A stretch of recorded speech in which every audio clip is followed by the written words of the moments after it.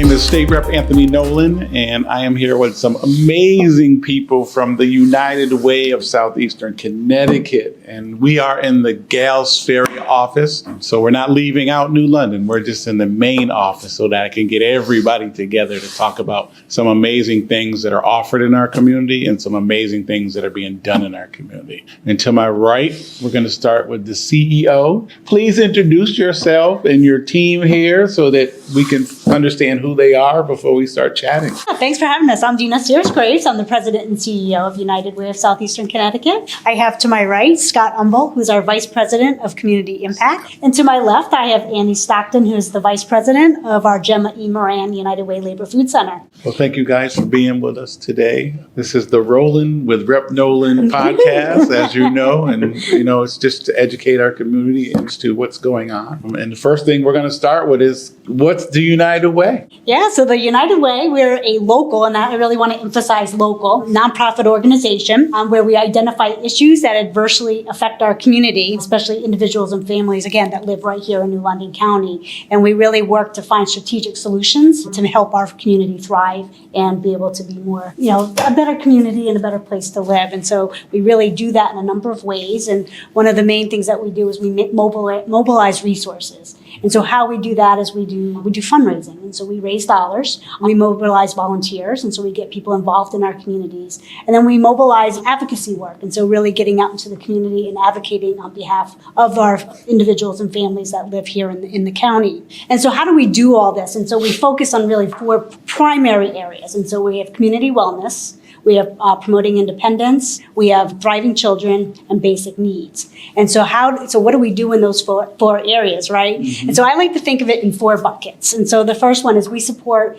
a network of nonprofits. And again, so I have the 2 experts here, so Scott and Annie are going to go into a little bit more detail, so I'm kind of giving you all a high level look at this. But we support a network of nonprofits. And this is what we like to call the safety net, so that when our individuals and families in our community encounter a challenge, there are nonprofits out there that can support and help them. We also have about 20 programs and initiatives that range anywhere from heating assistance to our individual development accounts, the Red Cross, 211, all the way to our very own and most noticeable program, which is our Gemma E. Moran United Way Labor Food Center, which is our local food bank located in New London, but does serve all of New London County. The next kind of bucket that we do and things that we do is we apply for large-scale grants. And so what that means is, to be more efficient, we are the administrator for state and federal grants, and then we work with our nonprofits so they can actually do the work, but we do all the administrative side of it. We do the reports, the applications, the follow-up, and those kind of things, so that the nonprofits can really focus their time on the work that they do best. And then the last thing that United Way does is we look at root causes. And so we're really looking at things that, why are things occurring in the first place? Why are there challenges that our community is facing? And so we're looking at really long-term solutions to that. And so we have 3 initiatives that we are involved in. We have New Capacities, which is really looking at financial stability. We have the Eastern Connecticut Health Collaborative, which is really about, access to health. And then the last one, and one of our newer ones, is CHIO, which is the Center for Housing Equity and Opportunity, where we've paired up with many other in the community looking at affordable housing. And so by doing all of that, we really are trying to make our community thrive. And I'm trying to go very quickly because it is a lot. But, why do we do this? And I just to really highlight, when you look at New London County, there's a huge need. You look at the unemployment rate, it's about 9%. Actually 4% right now. So it's not that bad, right? So, why do we need all these programs? We have a bigger problem here in New London County. We have a report that comes out that's called ALICE, so Asset Limited Income Constrained Employed. What this report identifies is, how much does it really take to be able to afford basic needs in your community? Well, here in New London County, it's 37% of households can't afford basic needs. Of that, it's about 9% that are below the federal poverty line, but that means about 28% of families and households here in New London County that work can't afford basic needs. So the work that we're doing is very, very important. So that's people that are employed also. Employed, correct. And as you've seen through the COVID crisis that we had, people that were actually making money thought they were making enough money at one time were also part of the persons that were joining the lines to get food from the Gemma Moran and other locations. And Gemma Moran is really important in New London, obviously, we all know. So can you just explain to people what functions does the Gemma Moran Food Center have? Yeah, so I love talking about the Gemma Moran Food Center, the Gemma Moran United Way Labor Food Center. I was just talking to a group today about, what's the difference between a food bank and a food pantry. So you have your food pantries where, whether it's a mobile pantry or a stationary pantry in a church or at your town hall, it's where people go when they need food. And we, as a food bank, our job is to procure and source food at our food bank so all of those pantries can come shop at our food bank so they have food to put on their shelves. So you're the hub pantry for everybody to go to get foods for their pantry. Yes. So we don't have people that, knock on our door and say, do you have food? But we are the place where the food pantries are going. Almost like if it was, a buyer's club or a Costco or, something, we are that warehouse that our pantries go to so they can supply food for their own pantries. It's free for membership. So we have municipalities, schools, church pantries, community pantries, 501c3s. We have 72 different member programs that can come every week to our food center. Now, what do you have to do to become a member? So basically, you have to be one of those things. A nonprofit, a municipality, a school, a church group, and a tribal entity as well. Okay. So you would just work with us around membership. We have certain, I hate to say rules, but, we want to make sure that you have a safe place to distribute food. We want to make sure that you have easy access points for people to access food. We also talk to our pantries about, how are you giving food out? Is it dignified? Are you asking a lot of questions? Or are you just giving food to people that show up and say, I need food? It's very important to us that we want people to have a safe space where they're comfortable so they can access the food. So we work with community members and we try to find places, when we're looking to add more, we look to places that don't have access points, that need that are looking to build access points in their community for food. So right now we have 72 members. They shop every week and we have everything. Rep Nolan, we've got perishables, we've got non-perishables, we've got meats, we've got frozen She foods. must have done my next question. So we really try to make sure that we have a wide range of food that folks can access. We also work with 3 local farms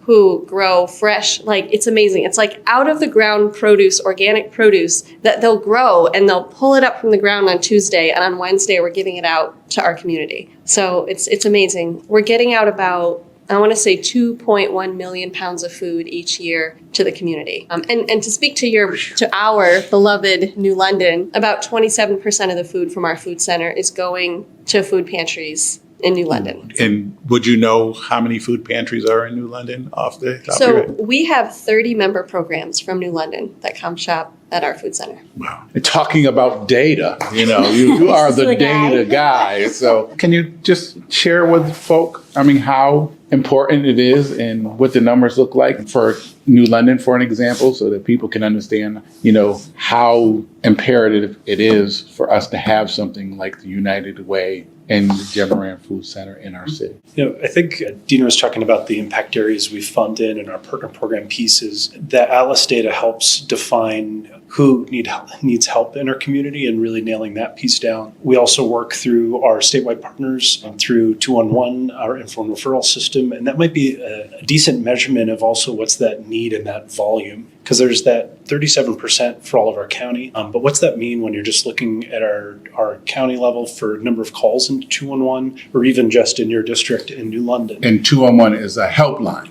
Yeah, so for folks that find themselves in a space where I don't have food or I don't know where I'm going to be living next week, or I need assistance trying to find a place where I can do Husky enrollment for my kids for health insurance. That's a place where you can call or you can go online and someone will pick up and figure out what resource you need and make those connections. It's that info and referral space. I'm just looking at the numbers. We're talking about data. For the last 12 months for all of our counties, so New London County, there's been 24,400 service requests into 211. 24,000. It's a tough number to understand what that means. We've been talking about food a little bit. A lot of our work is also in housing and just understanding what that looks like in our area. Of those 24,000 calls, almost 7,000 of them were for assistance for housing. And of those, 3,500 were emergency. I need access to shelter, or I'm not going to be housed in about 7 days from now. just in your district, in 39th District in New London, there was 7,500 calls to 211 or folks searching online or connecting resources online in the last 12 months. 33% of those were for housing. And of those 33%, so 2,500 were for housing. Of that, almost 60%, 1,500, were folks that were in housing crisis. So they don't know where they're going in a week from now. And it is certainly some of the highest numbers in New London, but we're seeing that in all 21 towns in our county. So that's driving a lot of our work on how do we step into and support the agencies that are supporting those individuals, making those calls and those connections. That's been a real challenge. So, and this is why it's important for nonprofits to get proper funding. Yes. So that they can help not only other nonprofits, but the people that the nonprofits serve. And I know it's been a struggle getting funding from the state and the federal government in regards to that. So we are also asking for people to reach out to legislators and those that are federal delegates also to ask for more funding when it comes to nonprofits, because as you can see, we're just touching the bottom of the barrel, and we need to do much more than we're doing. And I just wanted to say that publicly because that's how important it is for people to speak about it so that, you know, the possibility of that happening can turn into an actuality. So with that, can you just share some of the other services that the United Way does? So, and actually this is a great segue, talking about other funding and how can we partner with our legislators like yourself? And thank you, Nolan. You've actually been at a number of advocacy events with ourselves and other partners in the area in the last few months, just listening and hearing what some of those needs are. So thank you. You know, we here at United Way invest our donor funds in the community, but those donor funds also help us leverage additional funds through state and federal dollars. This past year, so through just about right now, we have just a little under 10 grants that total about $2.2 million through state and federal grant making through Department of Housing, CDC, Department of Public Health, that we're working through that bring funds into our community. So we go out and seek these grants, then we convene partners that are to deliver those pieces of it. So one of the grants is deploying community health workers in our area to help make connections and increase access to their health care. Another one, and a lot of our work, almost $1 million, is into our homeless response system in our area. So how do we ensure that there are staff at the front line of that response system that are able to take those housing calls, as just talking about, and connect them into real resources and hopefully divert them from needing shelter or living in their car in a parking lot. So we're ensuring those funds get to that area so folks can get diverted and stay in a safe space with a roof over their head, wherever that looks like. So that's been a lot of our work, that $2.2 million in grants. We then manage and make it easier for our partners so they're not doing all the reporting and all the other parts, but they can just go do the work. And we at United Way then work all the back end for them. Okay. And how does that impact the emergency food and shelter? So I can speak to the shelter part. I'll let Andy talk a little bit about the food part of what that looks like for that emergency food piece. On the housing side, there are 5 primary agencies in our Eastern Connecticut region. 4 of them are here in New London County, and 2 of them are actually New London, Homeless Hospitality Center and Covenant Shelter. Those 5 are all part of a system that's funded through DOH. We're bringing in the funds that ensure that they have folks at the front desk or on their call centers picking up the calls, but it's also ensuring that there's individuals that are there to navigate what is often a really complicated challenge of not just a simple, I don't have rent and I need help with that, but I need mental health support to keep me engaged at work. I have a challenge with my car to keep me employed at work, and all these other pieces that an individual has to navigate. And often they can handle just a caseload of 10 individuals because there's so many challenges and needs that some families have. So that's a lot of that work on ensuring that the funds are coming in and keep folks engaged that are able to provide that support, because it is a lot of work to just navigate for a working adult that is also at work and then also trying to ensure that their kids are taken care of, to then figure out how to call all their different resources that they need. That's a really big lift. So those agencies are there to help support that. Okay. Emergency food. I mean, what can we do to help and explain the process? So honestly, we just need food. I mean, I'll tell you, we're talking a lot about data, right? And reporting and what we're seeing in the community. We just did a survey of folks who come to our mobile food pantry. So we serve about 1,050 families a month through our mobile food pantry. And we recently found out that over 40% of the families that are coming to our mobiles are working families. So that's a lot. That's a lot of families that, most of our mobiles are in the evening. So they're working all day and then they're getting in line after to go pick up food for their families. Most of those folks, the majority, are not eligible for SNAP benefits, meaning that they're making too much money to qualify, yet they still need money for food. We've seen, I would say, just over the past couple months, we've seen about a 20% increase in the families that are coming to the mobiles. So I want to say we typically do about 250 families in New London, and we're getting close to that 300 mark in New London. And we're not alone. We have partners that are doing, all the pantries in the area. The lines are getting longer and longer. So that's really where I think it's so fitting that United Way has a food bank, because we're really I think we're the only United Way in the world that has a food bank. But it's great because it allows,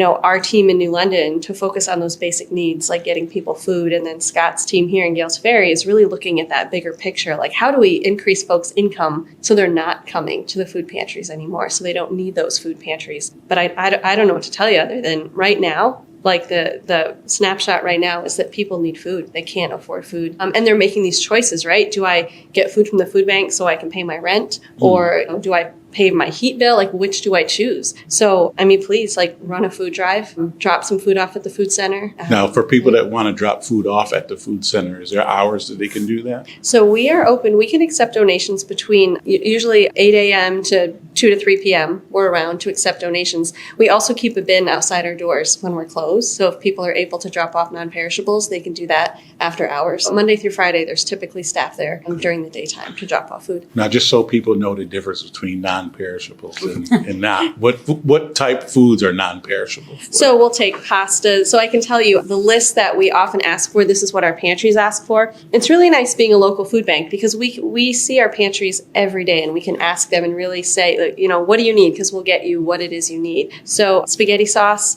pastas, canned soups, canned vegetables, peanut butter, jelly. Those are really some items that we always like to keep stocked at the food center. And another item, if I might add, something that's really come to our attention a lot lately is this idea of microwavable meals in a bowl. Okay. So we have so many folks right now that are living in hotels. They don't have a place to live, so they're living in a hotel with no dishes and only a microwave, right? They don't have a stove, they don't have an oven. It's sad to say, we have kids, like high school kids, that don't have a place to lay their head, right? So they're going from place to place and they have a backpack. Mm-hmm. So we're trying to get more items in the food center that are simple. It's like a meal in a bowl. It already comes with its own bowl. You can put it in the microwave. Right. You just need water and you can heat it up. So that is something that we're trying to get more of down at the food center. And we're, trying to accommodate, recognizing that not everyone has a stove, not everyone has a fridge, right? Not everyone has a pantry. So working at really thinking about, what it is that people have access to be able to eat. Wow. And, financial coaching, early childhood development, can you touch base on that a little bit? Or Sure. Yeah, I was going to say, Scott's our resident expert here in that work. So I'll talk a little bit about this financial literacy coaching space. It's a program called IDEA, Individual Development Accounts. And we have a few partners in this space, but spearheaded through Liberty Bank and work very closely with them. And through that partnership, we connect with two other organizations that are connected with the individuals in our community. So Habitat for Humanity, and I was actually just with their board last week presenting our ALICE data. And then our other partner is TDCC. So both of those, as they have individuals in their financial services and financial literacy programs, or for Habitat, for those that are folks that are getting ready to be a homeowner for the first time. Ourself and Liberty Bank then work with your organization as those clients save funds for whether it be a college or a car for employment or certification programs to get better wages at work or a house. Their goal is to raise $1,000. And what's neat about this is then Liberty Bank and United Way both match $1,000 each. So that individual that saved $1,000 now has $3,000, and they can really start making stuff work with that. For a homeowner, that starts paying for those initial upfront costs of having a home. And for others, it's hopefully moving them on to better and more stable wages. Yeah. And so in that financial literacy space, that's one of our longest programs that we've had. And we're really proud of that partnership of the impact it's made in our community, that space. But I think it's important because when you look at, the data that comes out of the ALICE report, only 41% of residents in New London County or the state have savings accounts. And so again, it's teaching savings and getting people to save their dollars. And again, preparing them for the future. So it's I like it because it's building assets that people don't typically typically have. That's important. And I mean, in regards to the Alice report, you talked about numbers earlier in regards to New London and the importance and why we really need to get people to open their eyes a little bit, open their wallets a little bit if they can, and the donations are just huge. If people want to financially donate to the United Way, what do they have to do? So if someone wants to donate, they can go to our website, and it's uwsect.org. But I do also want to talk about Giving Tuesday. As we all know, Yes. Thanksgiving is this week. And every Tuesday following Thanksgiving, there is what's called Giving Tuesday, where people can donate to charities as a way of kind of thanking and giving back to their community. And so this year, we are raising dollars on Giving Tuesday, which is actually for the whole month. They actually run it for a whole month, looking at in supporting working families, and particularly working mothers and children. One of the most alarming statistics that come out of this report from New London County is that 82% of single female-headed households with children, 82% of them fall into our Alice below the threshold, which is really a shocking number. And we need to do more and a better job supporting working families. And so we are really committed to supporting that. And again, this is about the kids. And so for Giving Tuesday, and people want to donate to that, it's uwsect.org/Giving Tuesday. Now, what about businesses? Businesses that want to come together and donate to United Way. We know that's something that you've done for years. But for new businesses, do they do the same thing, or is there a mechanism for a business to donate that's different? Yeah, there's a number of ways that businesses can donate. We do have our traditional workplace campaigns where we actually go in and there's payroll deductibles and where employees can donate. So any new company that's interested in offering that to their employees, they just need to reach out to United Way. They can just call our office and we will get them set up with an account. But there's also corporate donations that businesses can also provide. We also look for volunteers from our businesses, getting engaged in the community. And obviously at the food center, we love to place our folks at the food center because there's a lot of work and support that we need there. But yeah, they just have to call our office. New businesses, it's a great opportunity for employees to very easily give back to their community. $1 a week makes a huge difference. And I always say one of the nice things about United Way, or I always say the magic, is that even though you only may be able to afford $1 a week, but that's accumulate. When you add that to everybody else that's donating to United Way, that equates to millions of dollars that we can really make true impact. So even if you alone can't make a lot of difference, or you don't think you can, we can pull all those resources together and make true impact and change in our community. And that's what our communities need. Our communities need to stick together and support those that are struggling to make sure that a door can be opened for them when it comes to food, especially because the food desert in our area we know is extremely large. And that is something that I know the United Way helps with such a great deal. So you've heard it here, where to donate your food to and how to donate funding. But before we leave, I just want to touch base on the volunteering at the Gemma Moran Food Yes. Center.